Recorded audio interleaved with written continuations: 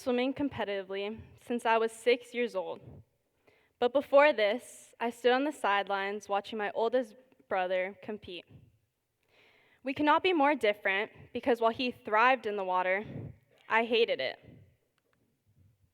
This wasn't an uncommon fear either, as 46% of Americans have aquaphobia, or the fear and anxiety caused by bodies of water. My parents had encouraged me to overcome this fear by putting me in swim lessons, but I was still just petrified. But spring came around and tryouts for my brother's swim team, the San Leandro Drowning Darrells, were here. And the slightest ounce of courage filled my body, and I asked to try out. Now I had not nearly trained well enough to make the team, but I still wanted to give it a shot. While swimming, my head went underwater and I began to drown. The small pool turned into a big ocean in that moment.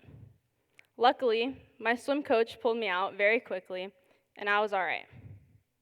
I knew it was all over for my short-lived swim career, and I would be too terrified to ever swim again.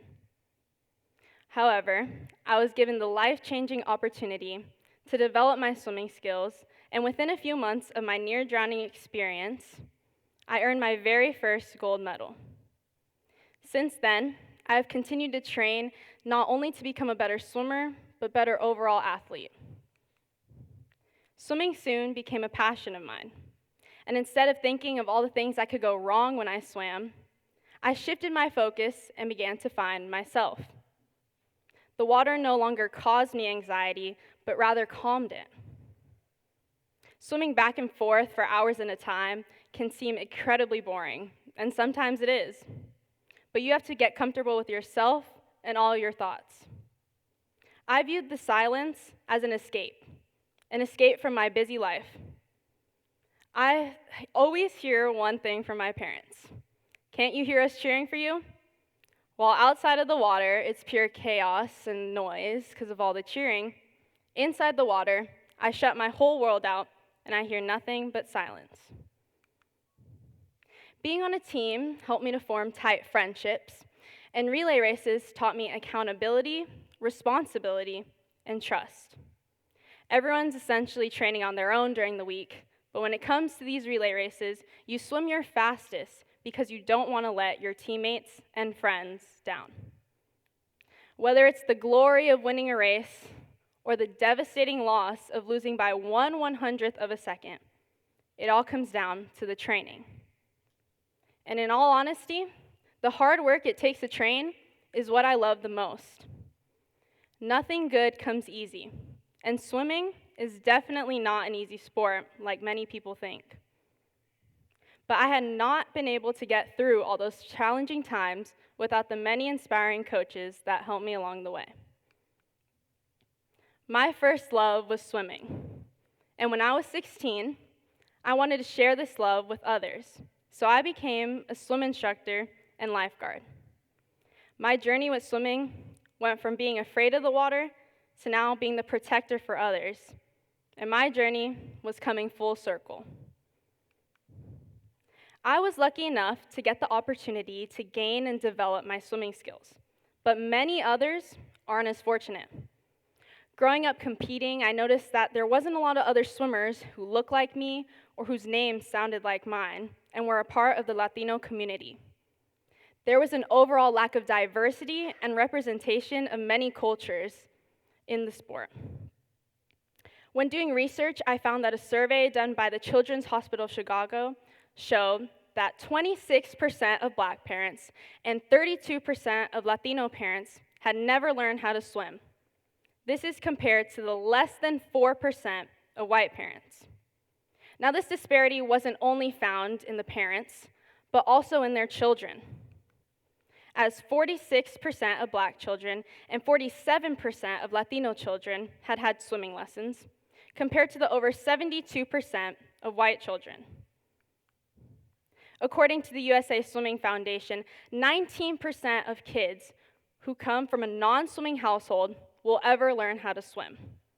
This is why it's so important to stop this generational problem and get rid of toxic stereotypes of learning how to swim.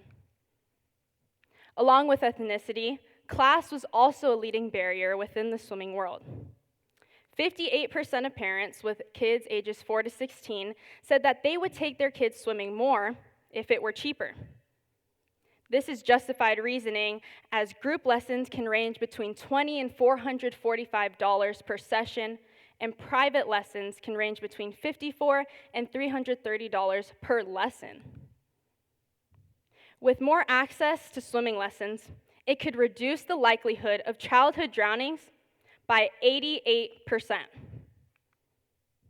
The sport of swimming is incredibly beneficial in a multitude of ways. Physically, it decreases the likelihood of obesity, diabetes, high blood pressure, and many other things. Along with the physical benefits, there's also mental benefits of reducing likelihood of depression, distress, and sleeping disorders. Being on a team helps with values of goal setting, hard work, and collaboration. Being exposed to the sport of swimming at a young age is incredibly beneficial for influencing your lifestyle. Now, even if you aren't interested in becoming the next Michael Phelps and swimming competitively, and you prefer relaxing in a pool, learning basic swimming skills is still incredibly important, and many people tend to overlook it. Drowning takes up nearly 7% of all injury-related deaths, and in the US alone, nearly 10 people die every day. These alarming rates could easily be prevented by taking necessary precautions, like taking the time and effort to learn basic water competency skills. It is important to swim not only for health and safety benefits, but also as a form of fun and recreation. Swimming is known to boost endorphins and is an excellent way to help your mental health. Seeing the aspects of breath control, stretching, and meditative can help you become more calm. And it also promotes creativity and confidence, especially in young children. We need to prioritize putting ourselves and our youth in swimming lessons. Instead of instilling fear in them, rather, we need to teach them the safety and the importance of being comfortable in the water. Learning how to swim shouldn't be a privilege, but rather a right. Having easily accessible facilities, regardless of income, is necessary because it's interfering with a life-saving skill. One cost-effective way to do this is, as an adult, learning how to swim and teaching your children on your own. There are more than 10 million private pools in the US, but only 309,000 public ones. In public pools, they're more likely to be well-maintained and well-staffed by lifeguards. This is why it's crucial that they deserve more attention and funding like other public facilities. Not only will the drowning rate be decreased with enhanced swimming abilities and a sense of security in the water, but also other life lessons will be taught. Confidence and self-esteem will be boosted, and the possibility to develop simple swimming skills into a passion become possible. Additionally, we have the opportunity to remedy another problem with access to pools in underserved communities. With climate change in our world, there are higher surface temperatures, especially in underserved communities. With the lack of proper vegetation and access to air conditioning, the summers are getting hotter, and there are heat disparities, especially in disadvantaged communities.